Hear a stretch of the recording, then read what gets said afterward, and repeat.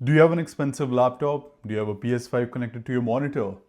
Do you have anything that's important or expensive really? The truth is, people break in sometimes. They steal shit sometimes.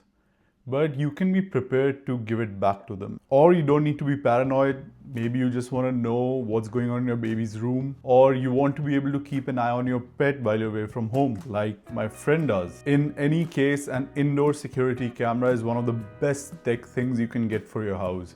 Mine is right there. I got it a while back. I researched quite a bit, trying to find out what would work best for my use case. I ended up going with the Eufy E220. It's a wide camera which has basically 360 degrees field of view, records in 2K, and there's a lot of flexibility in how you can use it. You can mount it on your wall, ceiling, anything like that, or you can just place it using the stand like I have because I rent this place. As for the actual video, you can set it up for only surveillance, which means nothing will be recorded, but you can see what's going on live. Or you can store the video recordings in one of three ways. First way is to get Eufy's cloud storage. You get a 30-day free trial whenever you buy a new product. After that, you'll have to start a subscription. The base subscription is $3 a month, for which you can store anything from one device, or it's $10 for a month, which lets you record anything from up to 10 devices. I didn't go for this option since it's a recurring cost and I did not want to have to deal with that, which brings it to the second way. You can get a home base from Eufy, which is sort of a hub for multiple devices that you may have around your house. It has up to 16 TB storage, which can be expanded. You can kind of think of it as like your own cloud. Everything will still sync over Wi-Fi, but the physical hardware where everything is recorded is in your house.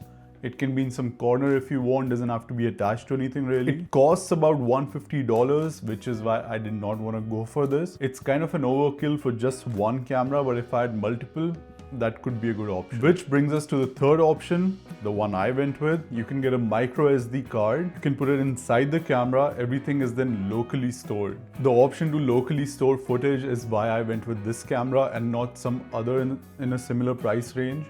They would either not have local storage or they would be lacking in some other areas. So I thought this was the best option. By the way, in all three cases, you are able to access the footage from your phone, even if you're outside the house. The camera with the app is packed with a bunch of features. The app notifies you if it detects motion. You can do a quick 360 scan to see what's happening around. There's motion tracking, mic, speaker, and much more. Do you see this timeline? Everything colored yellow, all those bits, they are tracking any kind of motion. So you can kind of scroll and go behind in your playback to see what was happening if you weren't at home or just want to see what was happening. Okay, see, I can keep going on about this camera and the features it comes with.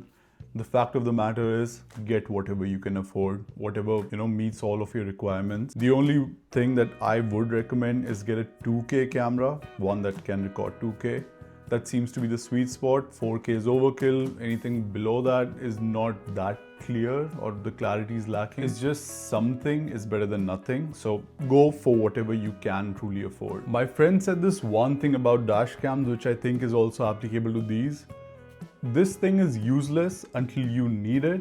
And at that point, you'll realize that it is something you should have had because you're in a world of trouble. I mean, keep your kids safe, keep your pets safe, keep your shit safe. That's all I can say. And that is it. Thanks for watching. See you in the next one. PS out.